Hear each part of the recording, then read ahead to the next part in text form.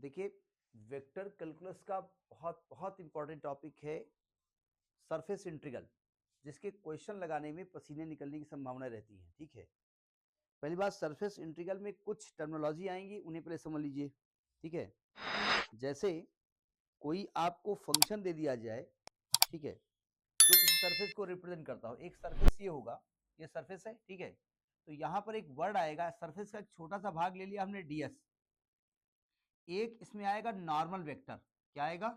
Normal vector, unit normal vector use हम करेंगे, unit normal vector की बात करेंगे। ठीक है, हम जानते हैं अगर अगर हम कोई भी वेक्टर ले लेते हैं, नॉर्मल वेक्टर, और उसके मॉड से डिवाइड कर देते हैं, तो आपको यूनिट वेक्टर मिलता है। ठीक है, तो यहाँ पर एक वर्ड यूज होगा, यूनिट नॉर्मल वेक्टर। वो आवाज करने लगा, इसे दूर कर दिया आपने। अब देखो, यूनिट नॉर्मल वेक्टर को निकालते कैसे हैं, समझिएगा। N cap is equal to, इसको निकालने का तरीका होता है ग्रेड एफ, जिस फंक्शन का निकालना है, grade F upon mod of grade F. तो जहां पर एन कैप निकालना होगा, वहां पर grade F upon mod of grade F करना होगा। ठीक है, पहले तो ये नोट कर लीजिए आप, फिर मैं बताता हूं कि इसकी डेफिनेशन क्या है, इसके क्वेश्चन कैसे लगाए जाते हैं। ठीक है, अब मैं पहले डेफिनेशन लिख रहा हूं। अब देखिए, सरफेस इंटीग्रल की डेफिनेशन समझ लीजिए, फिर हम इसका मेथड बताते हैं। कहते हैं, मान लीजिए कोई फंक्शन है F, f1i plus f2j plus f3k भी ए वेक्टर पॉइंट फंक्शन, मतलब ये किसी पॉइंट को रिप्रेजेंट करता है, पॉइंट पर है, और ये इसमें डायरेक्शन है, इसलिए वेक्टर पॉइंट फंक्शन कहा गया। ठीक है, इन 3D स्पेस, हम 3D स्पेस बोले ना बोले, क्योंकि सरफेस 3D स्पेस में होता है पूरा। ठीक है, 3D space, then the surface integral जो होता है, उसको लिखते कैसे, देखो ध्यान से। देखो, जब आप सिंगल इंटीग्रल करते हैं, क्योंकि इंटर में तो आप सिंगल ही पढ़े थे, तो आप किसी की लेंथ निकालने की कोशिश, लाइन इंटीग्रल पढ़ते हैं। डबल इंटीग्रल करते हैं तो सरफेस इंटीग्रल पढ़ते हैं। ट्रिपल करते हैं तो वॉल्यूम इंटीग्रल पढ़ते हैं। ठीक है, तो यहाँ पर सरफेस इंटीग्रल को कहा जाएगा डबल इंटीग्रल एस, यानी इस सरफेस के लॉन्ग, ये जो सरफेस हमने अभी बनाया ना आपका, ये जो सरफेस बनाया है एस, ये सरफेस एस है, एस के लॉन्ग, ये डी एस है, ये इसका यूनिट वेक्टर है, यूनिट नॉर्मल वेक्टर। तो इसको हम लिखते हैं एफ डॉट डी एस, ध्यान से, एफ डॉट डी एस है, और डी एस वेक्टर है यहाँ पर, तभी तो मैंने वहां पर डॉट लगा रखा है। और बाद में डी एस वेक्टर को लिखेंगे एन कैप, और डी एस के ऊपर देखो वेक्टर नहीं चढ़ा है। जब वेक्टर नहीं चढ़ा होता है तो उसे स्केलर कहते हैं ना, मतलब मैग्नीट्यूड, तो हम एन कैप डी एस लिख देंगे। ठीक है, और एक्चुअली हम जानते हैं, अगर कोई एरिया, हम जानते हैं एरिया की डायरेक्शन क्या होती है, नॉर्मल टू द सरफेस होती है ना। हमने बचपन से पढ़ा, जब गॉस थ्योरम पढ़ाई जाती थी तब हमको पढ़ाया गया था कि एरिया जो होता है वो किसी सरफेस के नॉर्मल होता है। ठीक है, तो आप इस सरफेस का जो एरिया ले रहे हो डीएस, ये डीएस ले रहे हो, इसकी डायरेक्शन नॉर्मल ले रहे हो, तो अगर डीएस वेक्टर को डिवाइड कर दें मॉड ऑफ डीएस से, तो उस डायरेक्शन का यूनिट वेक्टर मिल जाएगा ना, एन कैप जो आपने माना है। तो अगर क्रॉस मल्टीप्लाई कर दें तो ds vector is equal to n cap into mod of ds, वही लिख दिया हमने। समझ में बात नहीं आई? अब यहाँ एक गड़बड़, बहुत गड़बड़ है। गड़बड़ ये है कि भैया, जब मैं इसको इंटीग्रेट करूंगा तो मेन तो डीएस के रेस्पेक्ट में करेंगे ना। भाई, आप डीएस लिख रहे हो तो एस के रेस्पेक्ट में करोगे ना, तो आप लिमिट कैसे निकालोगे डीएस की, कि कहां से कहां तक सरफेस है? सरफेस मेरा 3D है, भाई हम आपके सामने खड़े हैं, हम लंबे भी हैं, मोटे भी हैं, और चौड़े भी हैं, ज्यादा चौड़े नहीं, अलग की बात है। तो लिमिट कैसे निकालोगे? तो इसको लिमिट निकालने का एक बढ़िया सा तरीका बताया इन्होंने। कहते हैं, ऐसा करो, उस बॉडी की किसी एक सरफेस से प्रोजेक्शन ले लो, परछाई। अगर आप कहीं खड़े हो जाइए, आप बहुत मोटे हिमालय, एक हाथी ले लीजिए, हाथी मोटा होता है, लंबा चौड़ा ऊंचा, ठीक, और हाथी की परछाई देखो पड़ेगी जब किसी दीवार पे, तो 2D होती है 3D होती है? वो तो 2D होगी, उसमें मोटाई थोड़ी दिखेगी। ठीक है, तो उस सरफेस का एक प्रोजेक्शन ले लो। अब प्रोजेक्शन में मजबूरी, हमारे पास 3 प्लेन होते हैं, प्रोजेक्शन पढ़ा है आपने। प्रोजेक्शन का शुद्ध जो मतलब वो परछाई होती है। ठीक है, तो हम क्या करेंगे, या तो हम, या तो उसका जो प्रोजेक्शन लेंगे वो एक्स वाई प्लेन पे लेंगे, ठीक, या तो मैं वाई जेड प्लेन पे लूंगा, और या तो मैं एक्स जेड प्लेन पे लूंगा। ये आपको या तो दिया हो कि आपको प्रोजेक्शन कहाँ लेना है तो आप ले लो, और ना दिया हो तो आपकी मर्जी, जहां चाहे वहां ले लो। ठीक है, लेकिन ज्यादातर केसेस में हम एक्स वाई प्लेन पे प्रोजेक्शन लेते हैं। ठीक है, तो अब प्रोजेक्शन लेने पर हम उसकी लिमिट निर्धारित कैसे करते हैं और लिखते कैसे हैं? तो पहले मैं कुछ लिख रहा हूं, उसे समझ लीजिए, उसे याद भी कर लीजिएगा, ठीक है। बस एक बात ध्यान रखिएगा कि अगर एक्स वाई प्लेन ले रहे हो तो उसके नॉर्मल के जेड जेड एक्सिस होता है ना। अगर आप वाई जेड प्लेन ले रहे हो तो उसके नॉर्मल एक्स एक्सिस होता है, यानी जिसके जिसके अलोंग आई कैप होता है। अगर आप एक्स जेड प्लेन ले रहे हो तो उसके परपेंडिकुलर वाई होता है, जिसके अलोंग जे कैप होता है। ये आप याद रखिएगा, ठीक है। तो कैसे प्रोजेक्शन लेना है, क्या तरीका होता है, उसे देखिए जरा। हमने कहा सरफेस इंटीग्रल निकालने के लिए हमको लिमिट चाहिए, ठीक है। तो लिमिट के लिए हमने क्या कहा कि भाई उसका प्रोजेक्शन डालो। तो अगर मैंने प्रोजेक्शन एक्स वाई प्लेन पे डाला, अब आपकी दीवार मान लो, अगर आपका कमरा है, नीचे एक एक्स एक्सिस है, ये वाई है, ये जेड एक्सिस है, तो एक्स वाई प्लेन आपका फर्श हो गया, ठीक है। तो एक्स वाई प्लेन अगर फर्श हो गया तो अगर उसका एरिया निकालोगे डीएस तो डीएक्स डी वाई आएगा ना। और एक्स वाई प्लेन के परपेंडिकुलर जेड होता है, तो उसमें हम क्या करेंगे, जो आपको f dot n d s निकालना था ना, ये एस की जगह आर वन मान लेंगे। आर वन मतलब वो सरफेस जो प्रोजेक्शन वाला सरफेस है। नहीं समझे, लिमिट कहां से निकाल रहे हैं, प्रोजेक्शन वाले से। तो आएगा एफ डॉट एन, और इसको जो डीएस है ना, इसको लिखेंगे डीएक्स इंटू डी वाई, ये एरिया निकलेगा ना, divided by n n cap dot k cap. K cap बोले जो एक्स वाई के परपेंडिकुलर है, जेड एक्सिस। अगर आपने ये प्रोजेक्शन डाला है वाईजेड प्लेन पे, वाईजेड प्लेन पे, तो वाईजेड प्लेन के परपेंडिकुलर होता है एक्स, तो मैंने उस सरफेस का नाम R2 मान लिया। अभी हम मतलब बताएंगे ये प्रोजेक्शन और ये क्या लफड़ा क्या है। तो F dot N cap DS में एन कैप की जगह लिखेंगे D Y into D Z, D Y into D Z, ये एरिया हो गया, divided by mod of N cap dot I cap. I मतलब एक्स वाई के perpendicular Z axis, sorry X axis का unit vector. और अगर आपने projection डाला जेड एक्स प्लेन पे, जेड एक्स प्लेन पे, तो आप यहाँ पर जो सरफेस का नाम R3 लिखा है, तो एस ये R3 कर दीजिएगा, और यहाँ पर डी जेड डी एक्स कर दो, इसको n cap dot j cap से डिवाइड कर दो। तरीका समझ में आया कैसे लिखा जाता है। अब लिखा जाना का मतलब ये नहीं क्वेश्चन लगा लोगे आप। अब मैं आपको क्वेश्चन समझाने जा रहा हूँ कि क्वेश्चन कैसे लगता है। एक एग्जाम्पल लेता हूँ, सावधान बहुत ध्यान से सुनिएगा। अब देखिए क्वेश्चन में एक नोट करता हूँ, लिखा है evaluate double integral s dot N cap d s. देखो ये एन कैप डी एस को केवल डी एस वेक्टर भी लिख सकते हैं, कंफ्यूज ना होइएगा, एन कैप हो ना हो बाद में एन कैप यूज करेंगे। वेयर एफ जो है, ये जो एफ वेक्टर है वो है 18 Z I cap minus 12 J plus 3 Y के, and S is the surface of the plane 2x plus 3y plus 6z minus 12 is in first octant. First octant use करते हैं, वो मतलब आपको एक्स वाई जेड की value positive लेनी है। जैसे फर्स्ट क्वाड्रेंट थर्ड क्वाड्रेंट होता है ना, तो वहां 4 होते बनते हैं, क्वाड्रेंट होता है, यहाँ पर ऑक्टेन होता है, तो 8 सरफेस होते हैं। क्वेश्चन समझ में आया। अब एक कंफ्यूजन आता है, एक एफ दिया है और एक सरफेस दिया है, ये इसका मतलब क्या होता है। चलिए हम इंटीग्रेट कर लेंगे, हमको क्वेश्चन आता है। मतलब समझ में आया, सुनिए ध्यान से।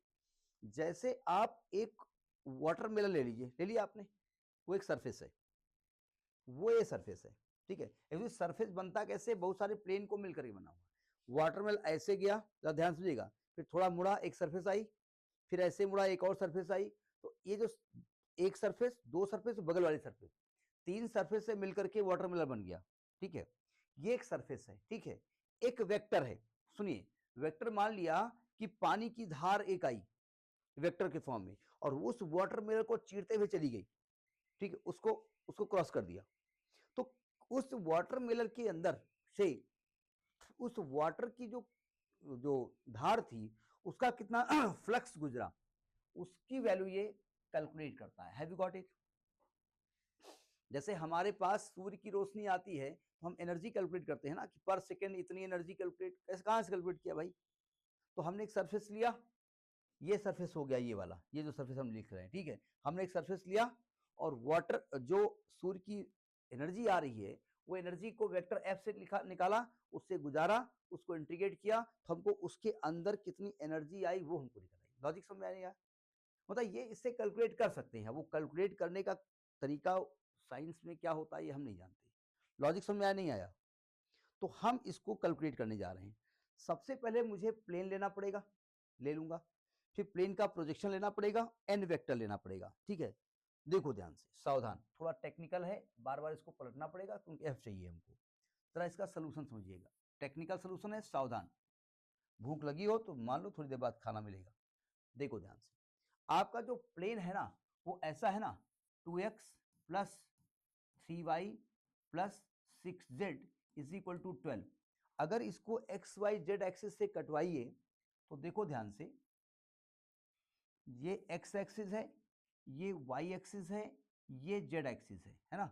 जब ये एक्स को कट करेगा तो वाई और जेड जीरो हो जाएगा, तो एक्स का मान 6 निकलेगा, तो एक्स एक्सिस को ये 6, 0, 0 पे कट करेगा। क्यों भाई, सही कर रहा हूं ना मैं। जब ये y को कट करेगा तो x और z जीरो होगा, y का मान 4 निकलेगा, तो y एक्सिस को 0, 4, 0 पे कट करेगा। जब z को करेगा तो 0, 0, 2 पे करेगा। तो आपका कुछ प्लेन कुछ हद तक ऐसा हो रहा है ना। क्यों, इसको 3D शेप समझिएगा, ये उभर के आ रही वैल्यू ये, ठीक है, ये 3D शेप समझिएगा। ये इस शेप का एक पत्थर रखा हुआ है, नींद आ रही है आपको, इस शेप का एक पत्थर रखा हुआ है, तो हमको एक सरफेस का प्रोजेक्शन लेना पड़ेगा यहाँ पर, ठीक है। तो प्रोजेक्शन तो बाद में लेंगे, हम इसी प्लेन को फंक्शन मान लेते हैं, ठीक है। यानी यहाँ जो फंक्शन फाई माना जाता है वो ये प्लेन ही माना जाता है। क्या मानेंगे, 2x plus 3y plus 6z minus 12 is equal to 0। Have you got it. अब चूंकि हम जानते हैं मुझे पहले तो एन कैप चाहिए, सबसे पहला काम मुझे एन कैप निकालना होगा। तो एन कैप निकालने के लिए है मुझे एन कैप चाहिए। तो एन कैप कैसे निकलता है, एन कैप निकालने का मेथड क्या था, अभी हम बता चुके हैं। ग्रेड एफ यहाँ पर फाई माना है हमने, grad phi upon mod of grad phi, यही चाहिए ना। तो पहले तो ग्रेड फाई निकालना होगा, ठीक है। नाउ ग्रेड फाई निकालते हैं। ग्रेड फाई क्या होता है, डायरेक्ट लिख दूं, आई डेवर फाई अपान डेवर एक्स प्लस जे डेवर फाई अपान डेवर वाई प्लस के डेवर फाई अपान डेवर जेड। सावधान, आई जब फाई को एक्स के रेस्पेक्ट में करोगे तो 2 आएगी वैल्यू, प्लस जे जब फाई को वाई के करोगे तो 3 आएगी वैल्यू, प्लस के जब फाई को जेड करोगे तो 6 वैल्यू आएगी। यानी कि ये वैल्यू आपकी 2i plus 3j plus 6k आ गया ना।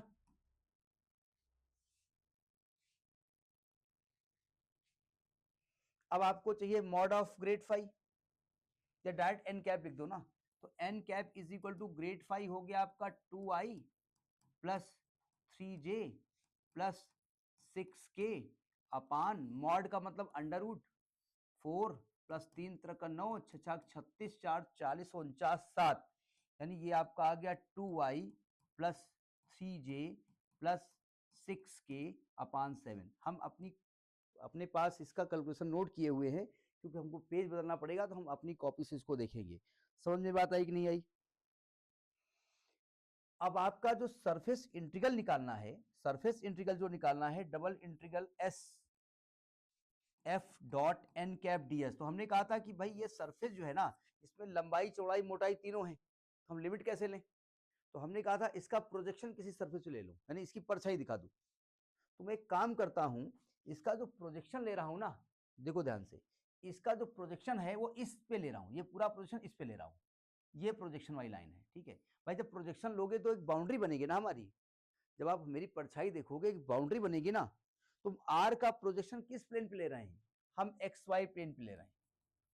हम कहेंगे आर जो है ना वो प्रोजेक्शन है सरफेस का एक्स वाई प्लेन पे। बढ़े आगे बढ़े, हमने मान लिया कि let r be the projection of s in x y plane. अब कैसे बनेगा अभी हम बाद में बात करेंगे। तो आपको एक्स वाई प्लेन में जब प्रोजेक्शन लिखते हैं और जब इंटीग्रल करते हैं तो डीएस की जगह क्या यूज किया था हमने, डीएक्स डी वाई अपान N cap dot k cap mod, याद है ना भाई, वैल्यू निकालनी पड़ेगी ना आपको। तो dx d y upon mod n cap की वैल्यू भी निकाल चुके हैं आप, 2i plus 3j, 2i plus 3j plus 6k अपान 7, ये तो एन कैप हो गया, और डॉट के कैप, क्यों भाई, का मॉड। जब आप के से डॉट करोगे तो के डॉट के 1 हो जाएगा ना, और सब 0 हो जाएगा, तो यानी ये निकलने वाला है dx dy अपान 6/7, यानी ये आएगा 7 dx dy बाई 6। ये ds की वैल्यू आ गई, समझ में आई बात, हम यूज करेंगे इसलिए बार बार यूज कर रहे हैं, ठीक है। अब मैं इंटीग्रल करना शुरू करने जा रहा हूं।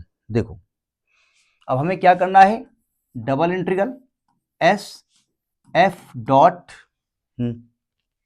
बाद में ये, अरे भाई हमको रोकना पड़ता है वीडियो,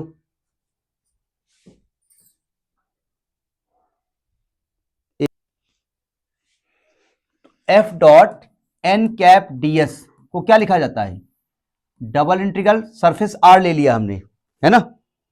अब बताते जाओ क्या लिखते हैं, एफ डॉट क्या बताया था हमने, एन कैप, याद करिए आप, n cap dx d y upon mod n cap dot k cap का मॉड, यही था ना।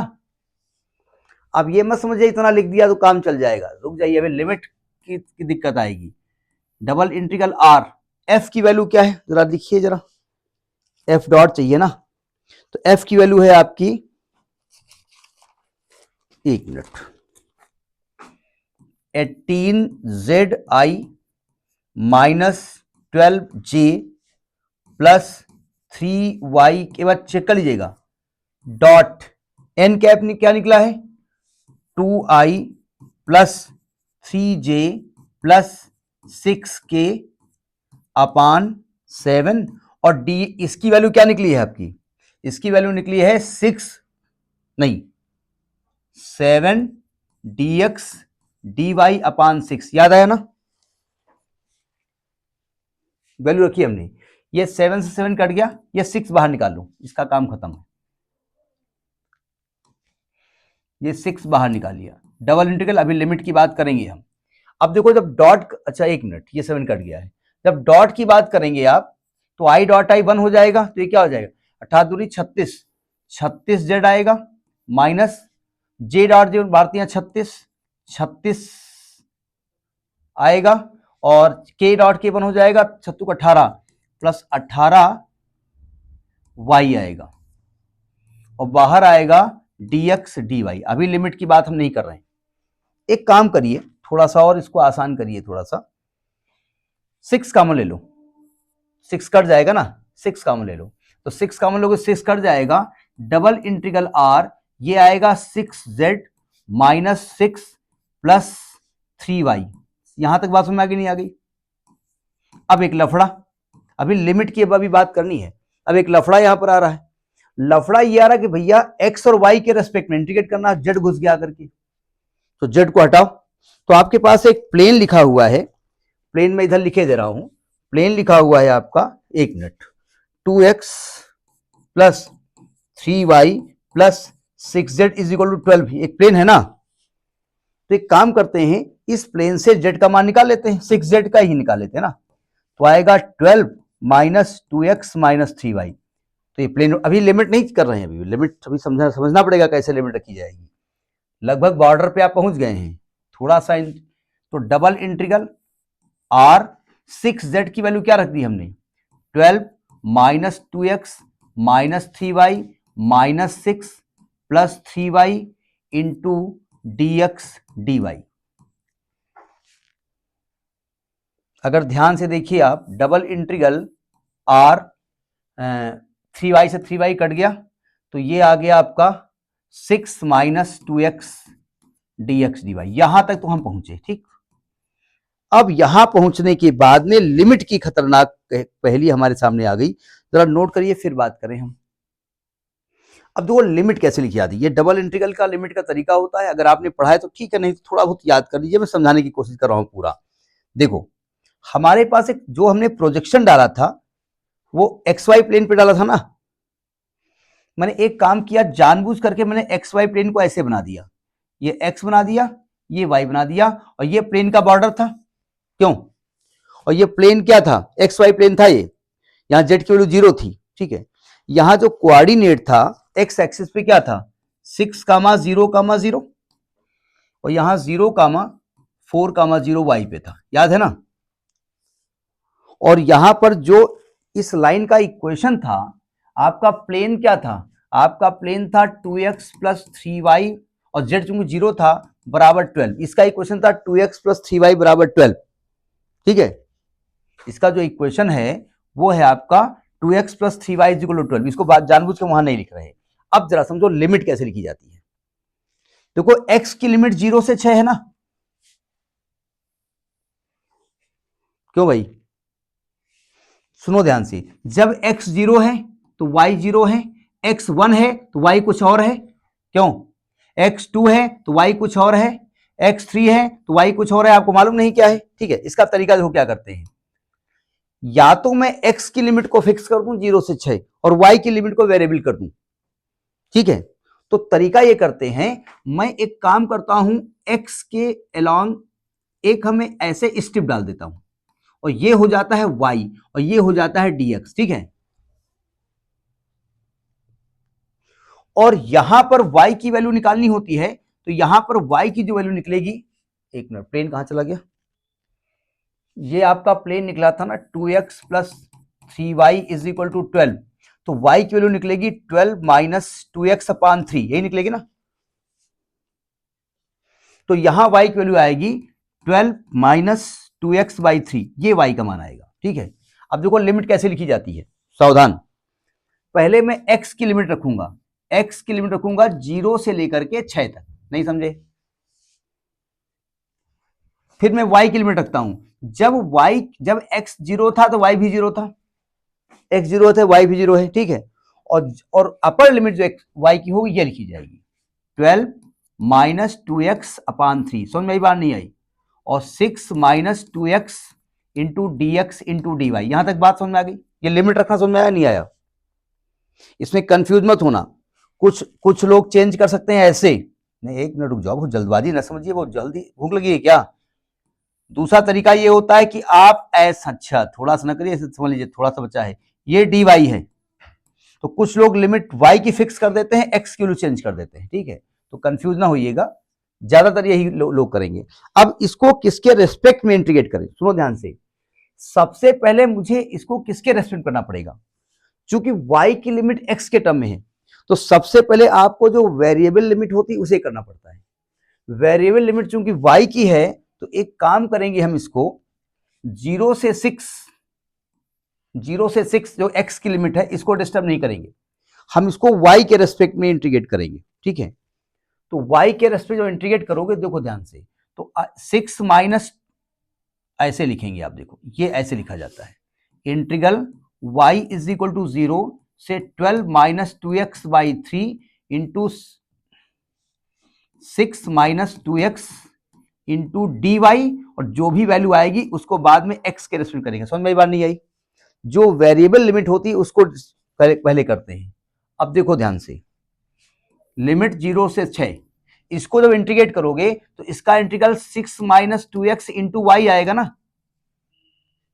भाई, तो y के रेस्पेक्ट करोगे तो ये तो कांस्टेंट हुआ, और जब यहां लिमिट रखोगे 0 से लेकर के 12 माइनस 2x, जो आएगा उसमें बाद में x की करेंगे। देखो ध्यान से, जब आप लिमिट रखोगे 0 से 6 माइनस 2x, जब y की लिमिट रखोगे तो एक मिनट अपान 3 आएगा, तो यह आएगा 12 माइनस 2x अपान 3। अब समझ में आ गई बात नहीं आ गई? अब बताओ, पूरा x का फंक्शन है, अब इसको x के रेस्पेक्ट में इंटीग्रेट करके लिमिट रख दोगे ना, इसकी वैल्यू 24 मेरे कैलकुलेशन में आ रही है, इसको अपने आप करेंगे सेल्फ। समझ में आई बात नहीं आई? तो ये छोटा सा टॉपिक है सरफेस इंटीग्रल का, ठीक है।